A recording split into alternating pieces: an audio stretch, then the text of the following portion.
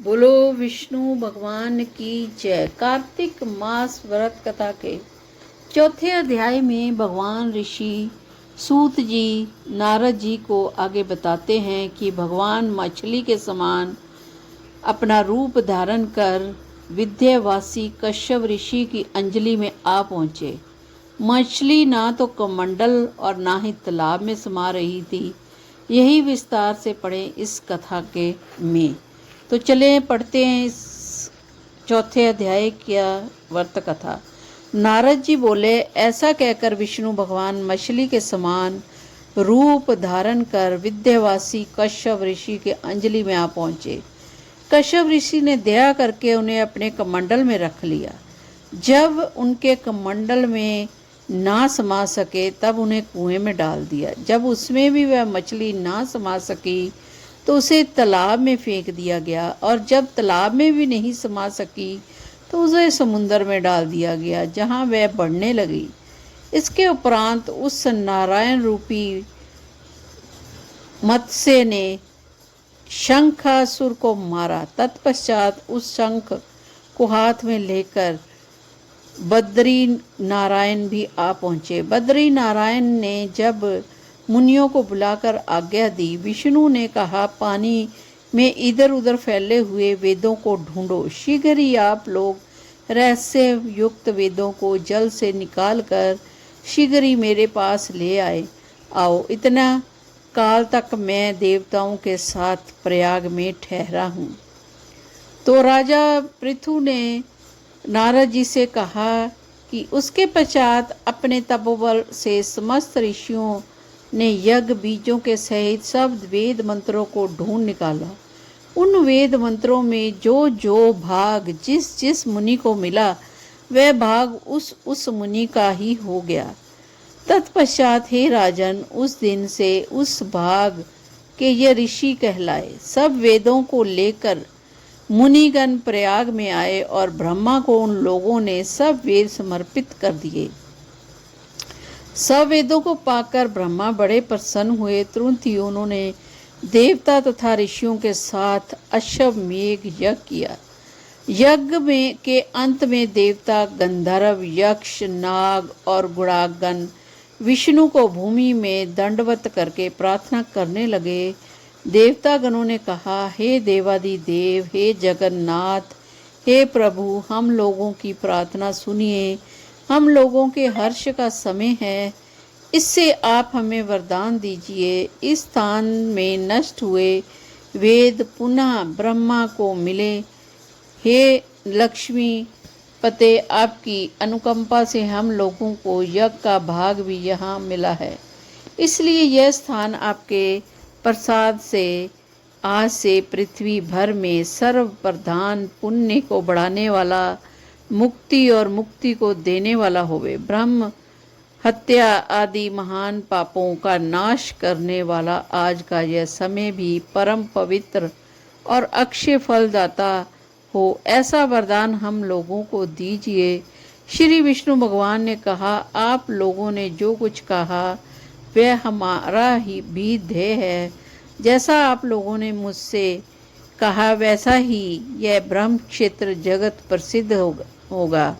सूर्य वंश में उत्पन्न राजा भागीरथ गंगा जी को यहाँ पर लाएंगे और गंगा जी का सूर्य पुत्री यमुना जी के साथ यहाँ संगम होगा। आप लोगों तथा समस्त ब्रह्मादिक देवताओं के साथ मैं भी यहाँ पर रहूँगा और यह स्थल तीर्थराज के नाम से प्रसिद्ध होगा। या यज्ञ, दान, व्रत, हवन, जप और पूजा आदि के कृत्य यहाँ पर सदा अनंत फल देने वाले और मोक्षदायी होंगे। 7 जन्मों के लिए हुए ब्रह्म हत्या आदि महापाप भी इस तीर्थराज के दर्शन मात्र से उसी समय नष्ट हो जाएंगे। जो बुद्धिमान मनुष्य मेरे संग तीर्थराज में शरीर त्याग करेंगे वे मेरे ही शरीर में मिल जाएंगे, फिर उनका पुनर्जन्म नहीं होगा।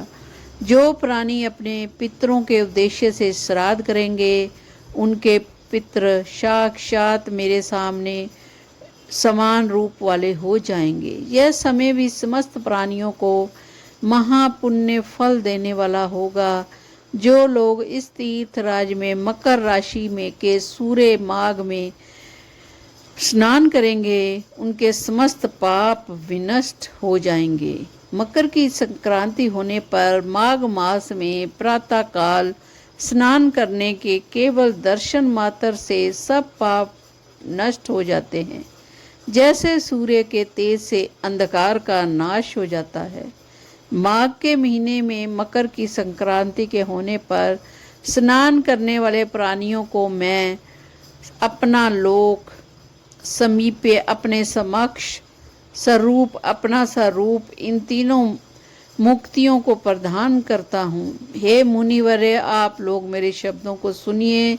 मैं सर्वत्र व्याप्त रहता हुआ सर्वदा बद्री कारण नारायण में निवास करूँगा। अनंतर सैकड़ों वर्षों तक तप करने पर जो फल होता है वही फल यहाँ एक दिन में मिल जाएगा। जो महाअनुभव मेरे उस स्थान बद्री का आश्रम का दर्शन करेंगे वे जीव मुक्त हो जाएंगे और उनके समस्त पाप नष्ट हो जाएंगे। श्री सूत जी बोले कि इस तरह विष्णु भगवान उन सब देवताओं से कहकर ब्रह्मा जी के साथ ही अंतर ध्यान हो गए और इंद्र आदि देवगण भी अपने अंशों को वहीं छोड़कर अंतर ध्यान हो गए। जो कोई प्राणी इस शुद्ध मन से इसे सुनेगा और सुनावेगा वे तीर्थराज प्रयाग और बद्री का नारायण जाने के समान फल को प्राप्त करेंगे।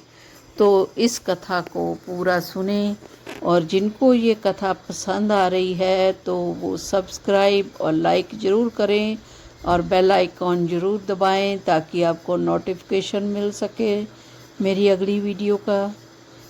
बोलो विष्णु भगवान की जय। श्रीमन नारायण नारायण नारायण भज मन नारायण नारायण नारायण।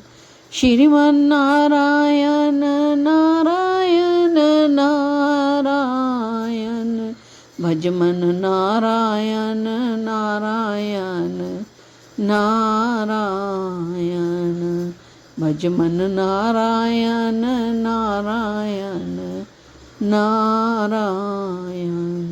श्रीमन नारायण नारायण नारायण भज मन नारायण